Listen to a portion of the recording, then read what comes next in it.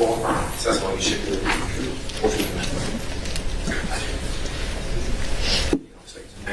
Swear for the record. Okay. My name is Raymond Lauzon, Raymond Lauzon.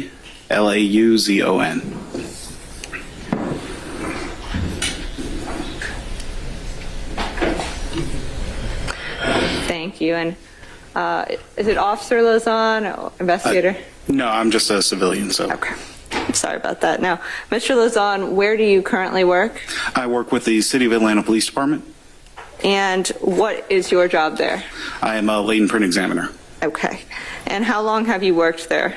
I've worked for the City of Atlanta for approximately 12 years, 2 years working as a crime scene technician, and the rest working as a latent print examiner. What is your educational background? So I graduated with the University of Central Florida with a bachelor's degree in forensic science. In order to obtain that degree, I did an internship with the Brevard County Sheriff's Office, working with their latent print and their crime scene sections.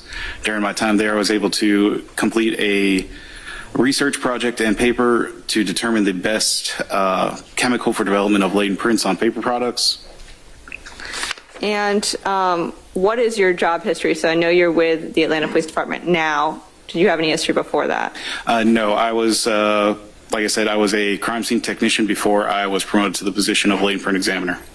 And as a crime scene technician, did you do anything involving fingerprints? Yes, we developed fingerprints on crime scenes. We examined them to determine if they were of value to be sent to the latent print section.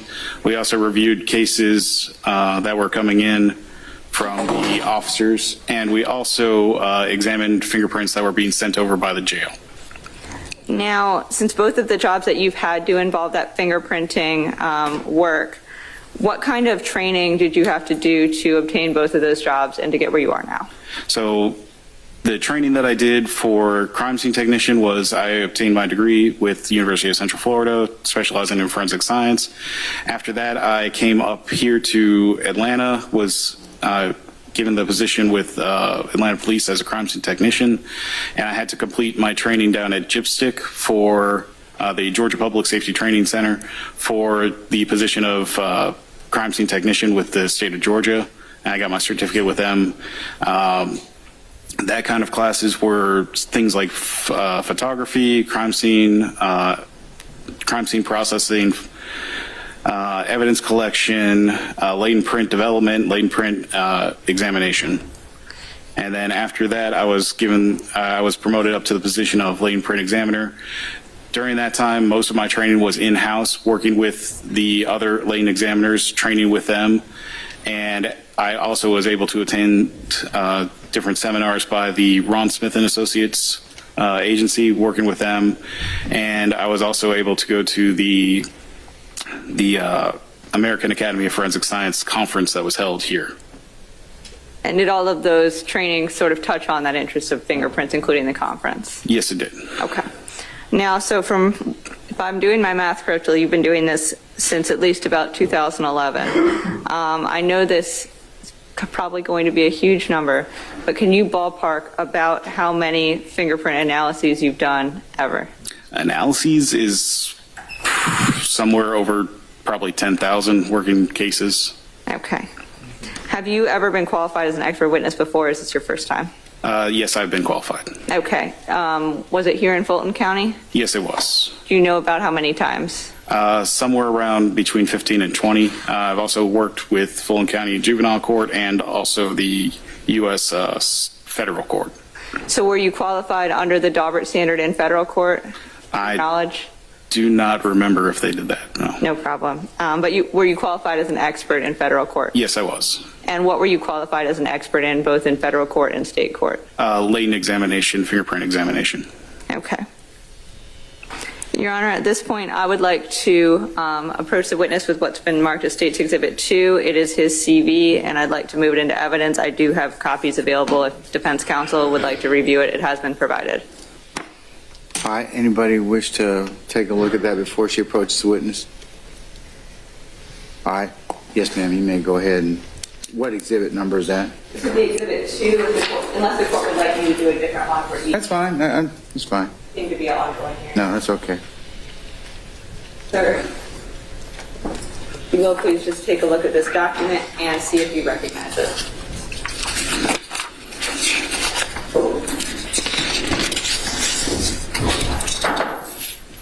Yes, this looks like the CV that I submitted. So is this your CV that you were submitted with your experience? Yes. Does there appear to be any changes, alterations, deletions, substitutions? There does not appear to be, no. Your Honor, at this point, I would like to move State's Exhibit 2, which is Mr. Lazon's CV, into evidence for the purposes of this hearing. Any objection by any defense counsel? No objection. All right, having hearing none, states 2, Mr. Lazon's CV will be admitted for purposes of the motion. Thank you, Your Honor. Who said no objection? I heard a whisper. Sorry, that was me, Menendez.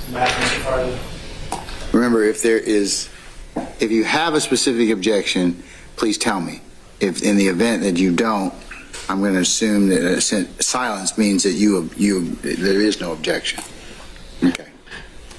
So, Mr. Lazon, do you ever have to take any proficiency tests to make sure that you're up to date with everything and doing your job correctly?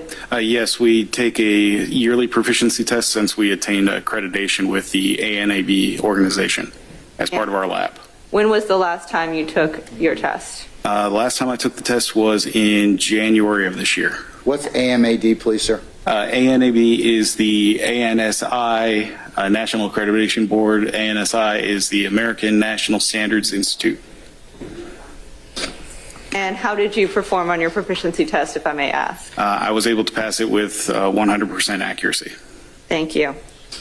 Now, are you with the Atlanta Police Department Crime Lab? Is that correct? That is correct. And is that crime lab also accredited by any? I think you referenced that. Yes, we are. And what is that agency accredited with? We are accredited with the ANAB, which is the ANSI National Accreditation Board, and ANSI is the American National Standards Institute. Okay. And is that, what is that organization? It's an accrediting body. They come out and they review us to make sure that we are following the standards that are set forth by ISO. And what is ISO? ISO is the Standards Institute, I believe. Is that agency directly for fingerprint examiners or other crime labs? It's actually for, it's a national accrediting, National Standards Institute for the entire world, basically, to check lab work. Okay. Now, what kind of fingerprinting testing do you do? Can you explain it briefly to us? So in our lab, we use the ACE-V methodology. ACE-V is analysis, comparison, evaluation, and verification. In the analysis phase, we're going to be looking at a latent print to determine if it is sufficient for individualization. And in that, we're looking at 3 different levels of detail. We're looking at the first level of detail being the general ridge flow and pattern. The next level of detail being the individual characteristics, or what we call minutia. We're looking at the bifurcations, ridge endings, and dots that are present in a print. And then we're going to be moving into level 3, which would be the individual characteristics on a ridge, such as the pore placement, ridge edges, anything like that. After we do that, we're going to be going into our comparison. In the comparison part, we're going to have submitted the print into the AFIS, which is the Automated Fingerprint Identification System, and it's going to come back with some results. Those results are then compared by us. In that comparison, we're looking at the known information that we obtained during the analysis phase and comparing that to a known standard. And no matter what we determine, we're then going to move on to the next stage, which is evaluation. In evaluation, we're going to be making one of 3 determinations. Either it's going to be individualization, an exclusion, or it's inconclusive. And individualization means that the information that we see present in the unknown that we establish during the analysis phase is present in the known sample, and therefore we make a determination that they are from the same source. The exclusion says that the information present in the unknown sample is not present in the known sample, so we would rule that person out as a possible source. And then the last is inconclusive, meaning that the information present may be in agreement, but we are not able to make a definitive determination that it was made by the same source. The last step of that phase, or the process, is then going to be a verification phase. In the verification phase, we're going to give our work over to a second qualified examiner. They're going to review the work and determine they're going to actually be looking at it to see the negative. If we've determined an individualization, they're going to be looking at it trying to find that it's an exclusion. Based on that, if they cannot find any errors, they would have to approve our work and sign that as a verification. Okay. And how did you learn to do that testing? It's obviously fairly complex. I learned to do it both from study with the degree program that I took, and we also learned it from working with the other examiners and also from classes that we took with the Ron Smith and Associates as well as at GIPSIC. Okay. Now, I want to make sure I understand because I don't have that science background. If I'm understanding your testimony, if these tests are done correctly, they will show either that the fingerprint is a match, that it's not a match, or that it's unconclusive whether it's a match or not. Is that a fair reflection, or have I gotten it wrong? That's correct. Okay. And why are these tests done generally? They're done to try to determine the identity of somebody who had left latent prints on a scene. Or sometimes we're also tasked with doing them to determine the identity of a deceased. Okay, so is it that a situation where if someone's passed away, you're determining who they were if there's no identifying information, yes. Okay. Now, are you aware if any other law enforcement officers, agencies, or other crime labs like APD use this, I think you said it was the ACE-V methodology? ACE-V methodology? Yes, it is pretty much the only accepted methodology that we use. Is that in Georgia or across the country or everywhere? Worldwide, as far as I'm aware. Okay. Do you know if any information about this ACE-V testing has been published in like a book, a magazine, publication, anything like that? There have been many books written about ACE-V. There have also been several articles written about it, and it's been discussed in length in journals. The most common journals are going to be the Journal of Forensic Science, which is published by the AAFS, the American Academy of Forensic Science, as well as the Journal of Forensic Identification, which is the journal that's written by the International Association for Identification. And are there any standards that control how this test is performed to make sure that you or anyone else doing it is doing it correctly?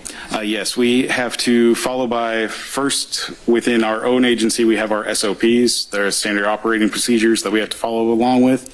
Beyond that, there is also the guidelines that are set forth by the ISO, as well as the general standards that are published by what used to be called the SWIGFAST, which was the standard working group for fingerprint ridge analysis, study, and technology. And then that was rolled into what they call the OSAC now, and they actually adopted most of the standards that they published.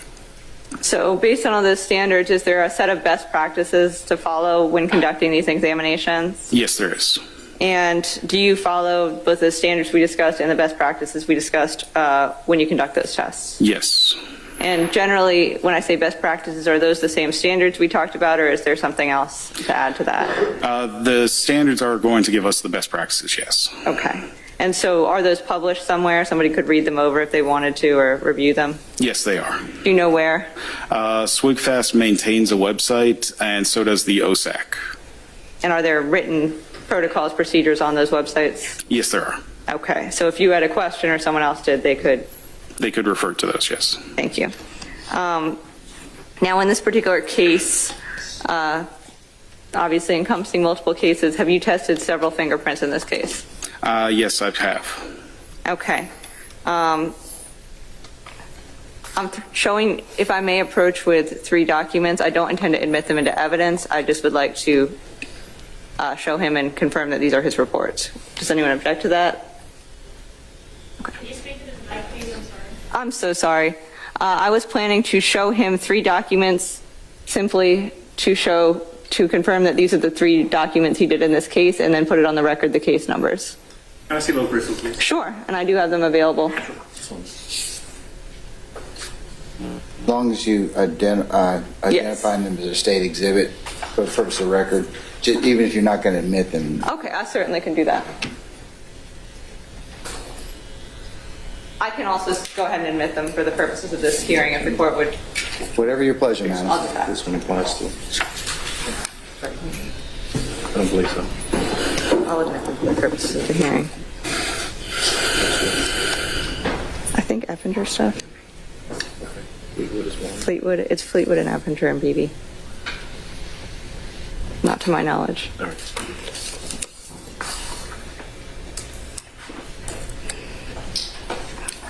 So I have what's been marked for the purposes of this hearing, states 1, 2, and 3. You have states 1 and 2 already, so Oh, I'm sorry, 3, 4, and 5, Your Honor. that'd be fine. Okay. And these were what I made available to defense counsel during our recess, but if anyone else would like to view them, I have them here. All right, you may approach. If I may approach, thank you.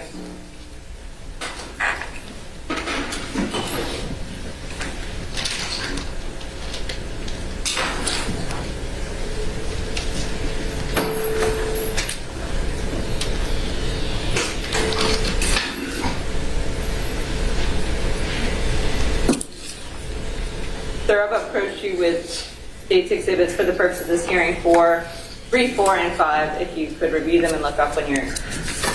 Okay.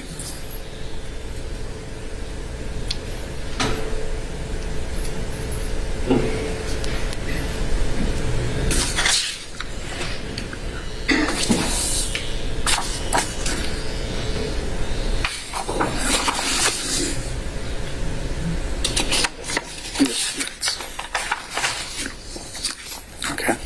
Okay. Do you recognize documents 3, 4, and 5? Yes, I do.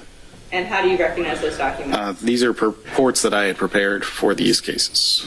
Okay. And for each of the 3 documents, did you follow the best practices and standards that we discussed earlier? Yes. And to your knowledge, those cases involved defendants Fleetwood, Eppinger, and Beebe. Yes, I believe they did. Your Honor, if I may admit them for the purposes of this hearing, State's Exhibit 3, 4, and 5. All right, Mr. Fleetwood's counsel, any objection? Again, sir? Oh, okay. Mr. Fleetwood, do you have any objection, sir? All right. Mr. Eppinger, you have any, Mr. Eppinger or your counsel, do you have any objections? No objection for the purposes of this hearing. All right. And Mr. Beebe's counsel? No objection for this hearing, Your Honor. Okay, all right. Your Honor, Sean Hoover, in regards to Mr. Fleetwood, it has to be shown that Mr. Fleetwood does not have an attorney.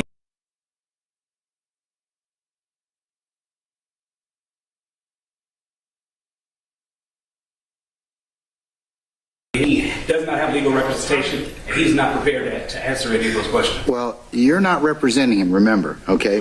He has the right, since he's self-represented, since no counsel has been appointed, he certainly can speak up for himself if he wishes to do so.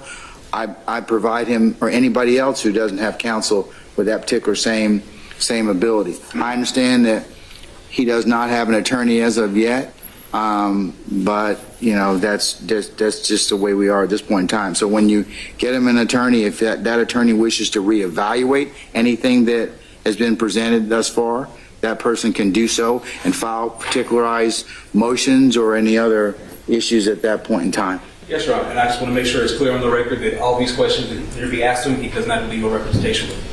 I understand that, sir, and I'll understand. I'll say for the record, he is not represented by counsel as of yet because we haven't been able to appoint him counsel, and then we have been attempting to do so since May of this year.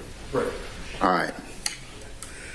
right, Mr. Fleetwood, did you have a question, sir? Sir, I don't want to talk without my attorney because I ain't even got. Okay, that's all right. That's all right. You're good. Like I said, when an attorney's appointed to represent you, sir, your attorney can go ahead and particularize or object to anything that's been done so far, okay? Listen, Your Honor, I ain't even had a chance to get an attorney on my case. I've been on 24-hour lockdown. You told me that the last couple times you've been here. Mr. Hoover? That I've been at, they've been violating my civil rights. Okay, well, Mr. Hoover's working on getting you an attorney at this point in time, but you don't need to say anything else, okay? All right. Madam. That's all I have. I move. Okay, all right, then states 3, 4, and 5 are admitted for purposes of motion. There you go.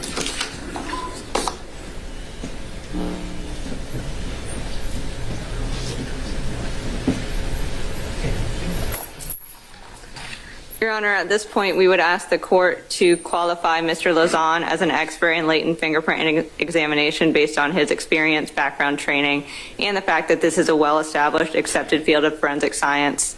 And we would just ask that that this court qualify the expert as such. Okay, for those folks that were this particular expert would apply, counsels, do you have any specific objection to qualifying Mr. Lozon as a fingerprint expert?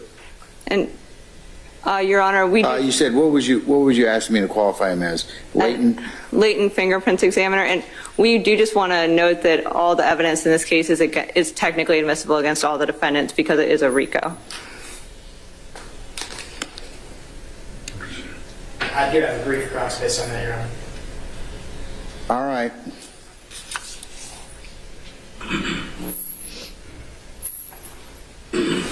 Okay, so you shared with us that you compare a known print to an unknown print. We actually we work from the unknown print to the known print. Okay, and then sometimes you're able to say with a certain degree of confidence that this known print is coming from the same person as the unknown print, right? We would say from the same source, yes. From the same source. And then do you assign any kind of confidence level to that, like 50%, 70%? No, we don't have a confidence interval that we assign to that. We would normally say that it is determined to be from the same source. Okay, so you're 100% sure? Within the realm of possibility that there is a chance that there is another person that exists with that exact same fingerprint, we do acknowledge that can happen. However, we have yet to have an example of that be presented to us. So we can't say with 100% confidence, but within the realm of what we've seen over the past 100 years. Okay, and you also have seen partial prints, correct? Yes. And sometimes you can have an opinion about where a partial print came from, the source? We do make opinions based on partial prints, yes, but they have to have within them a certain level of detail that makes us confident that would actually be attributable to a source. Okay, so how much detail does there have to be for you to be just as confident as you are in your other answers? It would have to be based on a sliding scale, which is based on the quality and the quantity of information present. So with something that is a relatively low quality print, we would want to have even more information present in that print to be confident that would actually be from a same source. With a high quality print, there may be less information present, but we would still need a certain amount of that present. Okay, so the higher quality of the print, the higher the confidence level. The higher quality of the print, it would depend on the amount of information that is present in that print still. Okay. And you then sometimes compare these prints to databases? Yes, they are compared against the local, state, and federal database depending on the quality of the print. And how do individuals get in that database? They can get into those databases in multiple ways. I'm actually within our state and our local, I'm within our local database as I was applied for a job with the Atlanta Police. People get into local databases through many different ways. We actually get people coming in for applications, to get permits, to get licenses, things like that. And then, of course, there's also people that are being arrested. And within the state, you have the same kind of thing where you're going to have people that are applying for jobs. And the same thing within the federal level. You're going to have people that are applying for jobs with banking, and sometimes even people practicing law are going to be fingerprinted to have their jobs background checked. Okay. Is there a way for someone outside of law enforcement to find out whether or not they're in one of these databases? I'm not entirely sure. Okay. And you did mention that you learned some of what you learned from a degree program? Yes. What was the degree program? The University of Central Florida bachelor's degree in forensic science. Okay. And you were taught by professors at the school? I was taught by professors at the school, yes. Are you aware of the educational qualifications of the professors that taught you? I am aware of the main professor who taught us, yes. What does that have to do with him? I'm getting there, Judge. All right, move along. Let's hurry it up. So where I was getting at with that is, are you aware whether or not the work of your professors and their knowledge was peer-reviewed by their peers? Yes, they actually had published. Is that relevant? It's him, not his professors. It's him. And, Your Honor, that's where he learned what he learned from. So. Still, it's him. You're not going back one level before. That's not proper. You're challenging him. Remember, his knowledge, skill, expertise, training, or education. Okay. And just to back up and be clear, you were taught by professors, correct? Yes, I was. Okay. Were you ever involved in peer reviewing any of their work? Not peer reviewing their work, no. Okay. Because you're not one of their peers. Yes. Okay. Not at that time, no. Yeah, I don't object to that. I sustain the objection. Okay. You talked about gaining knowledge from books and articles that are written in journals, correct? That's correct. And you're aware that, do you have any knowledge about whether the writers of those articles had those articles peer reviewed? I'm going to object. I sustain the objection. Okay. And you talked about having a certain methodology and standard operating procedures, That's correct. and it's important that you follow those every time? That's correct. And why is that important? It's important so that it sets a standard for the work that we do so that we can testify to that in courts. Okay. Would you be comfortable doing your work without a methodology? No. Okay. Thank you, Judge. All right. Anybody else? Yes, Your Honor. All right, Mr. Hoover. Sean Hoover on behalf of Mr. Mr. Sumlin. You spoke briefly about your proficiency tests. You said you passed with 100%. That's correct. So are those tests pass-fail? They are actually pass-fail within our agency. If you do not get 100%, then you would fail. Okay. How many have you taken? I've taken 2 within the past 2 years. In your career, how many have you taken? Just those 2 because we were not going through accreditation before that. So you've never failed a proficiency test in your career up to this point? That's correct. All right. And can you give us the error rate of your reports when you are actually conducting reports and analysis on fingerprints? Based on the prior experience, we would have to say that it was 100% due to the proficiency tests. So it's your testimony that you, as an examiner, you're 100% when it comes to the tests, and you're 100% when it comes to the actual reports that you're generating from these comparisons. That would have to be the conclusion only because we don't have anything else to base it on as of right now because we don't know ground truth when we actually are doing these work. So you've never failed in your career as an examiner? At this point, no, I have not. Okay. In regards to the database that you're talking about, could you please, in your expert opinion, explain how that algorithm matches whatever prints that you got to whatever prints that it picks up in the computer? I can. I think I'm going to object to that question. Basis. It doesn't go directly to reliability. His method is asking how essentially a computer program works. We're not trying to qualify him in that computer program, just in the actual print analysis. And Your Honor, I don't believe that's true. We just got this gentleman saying he's been literally perfect in his entire career, and he also uses his database. That's information that he uses to create this perfect report. I want, in his professional opinion, He uses a database to compare prints. It's a repository of prints. Is that correct, sir? That is correct. All right, so that's part of what he does in terms of his comparison. So do you have anything else in regards to that? yes. Can you explain to us how it works to verify your comparison? How it works to verify our comparison? Yeah, no. It doesn't verify our comparison. Okay, then what exactly does it do? It generates a list of candidates based on the information that is put into it. So we would mark up. What are you looking for specifically? We're looking for- Ridges, whorls, points of comparison. Tell them a little bit about that. Okay, so what we're looking for when we're actually putting in a print is we're going to take an image of it, then we're going to mark it up based on what we see. So when I talked earlier about the analysis phase, that's what we're looking at, is the different levels of detail that are present in a print. So when we're looking at the analysis, we're looking at what the pattern type is, what the original general ridge flows are, and then when we get into level 2 detail, that's when we're actually looking for the individual characteristics, which are going to be what we call the minutia. So we're looking at bifurcations, ridge endings, and dots that are present in the print. We're then going to mark those onto that image that is sent, and it's going to review the distance between those individual events within how many ridges are in between each one of those events. It's then going to submit that off to the database where it's going to review all the candidates looking for similarities between what we've put in and what is in the database.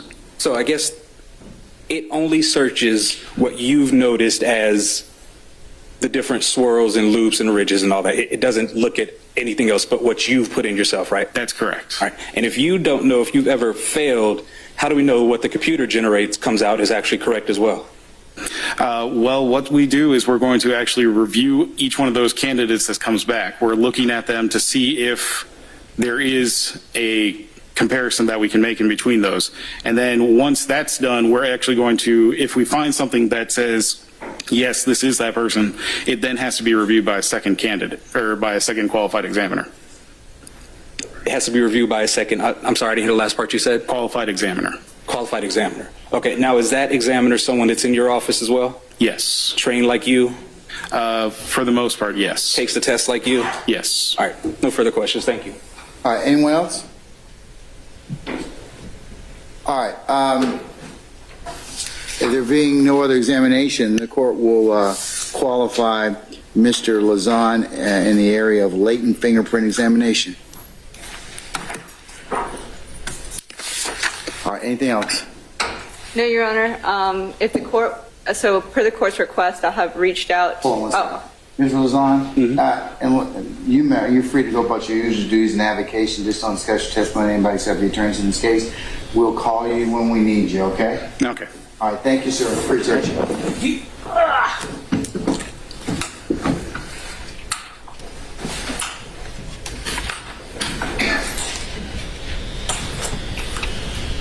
All right, Ms. Rosenwasser, you're about to say something. I apologize. Yes. Go ahead. Per the court's request, for different witnesses this afternoon, I know the court mentioned Ms. Scott.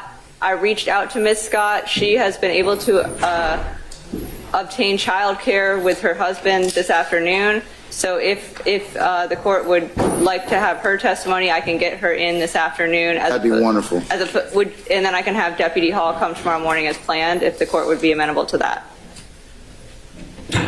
Okay, is there anybody else? I would say maybe we should have Ms. Scott come in at 2:30. Okay. Would that work for you? And that would give everybody an opportunity to have some lunch. Is there anybody else that we can call in this afternoon that might be from the other days that you have, any of the people on the 21st or 22nd?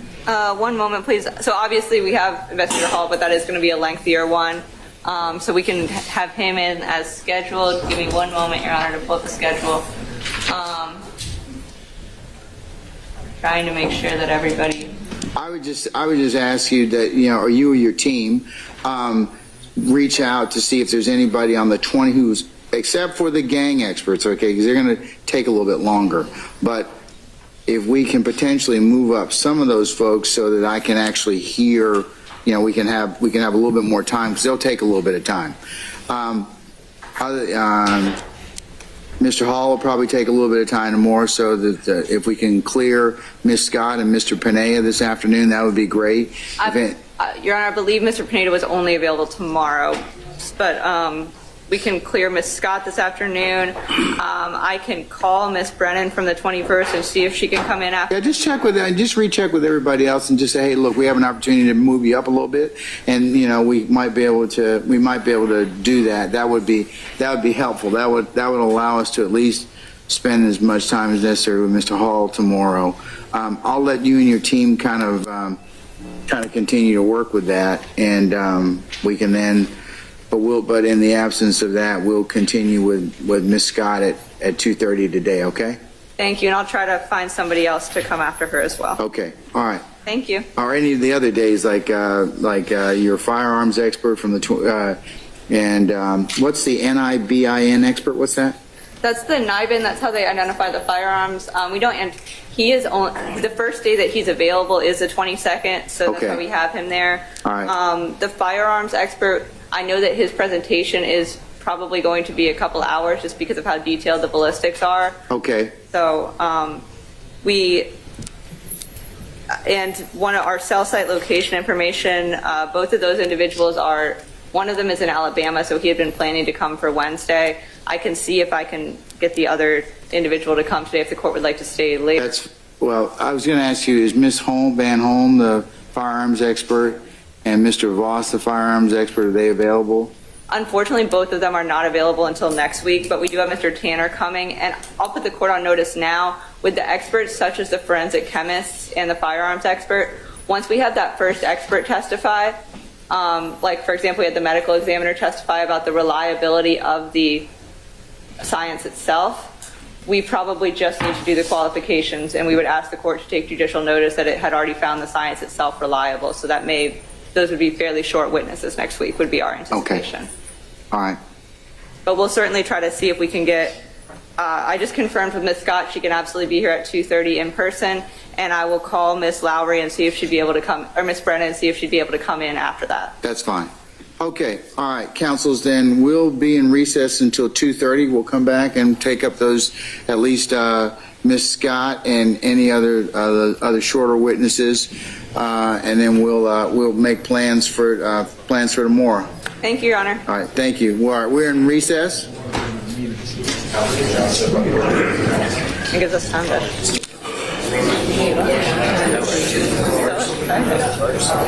Go to the.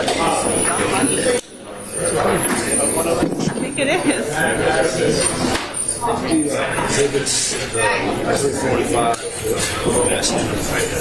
We admitted them, but I can.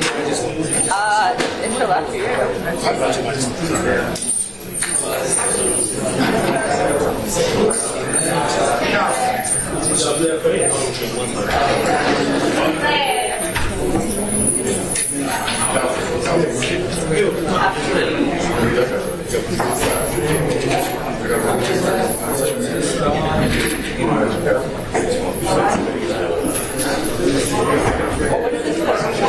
I can tell. That's awesome because she got her husband to be at home today.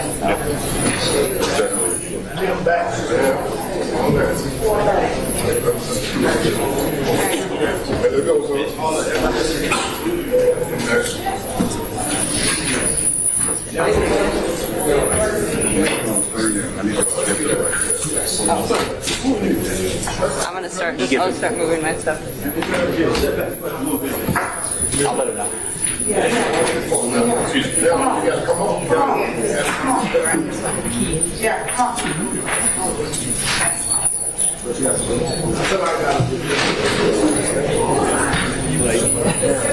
it comes through, we need that second one.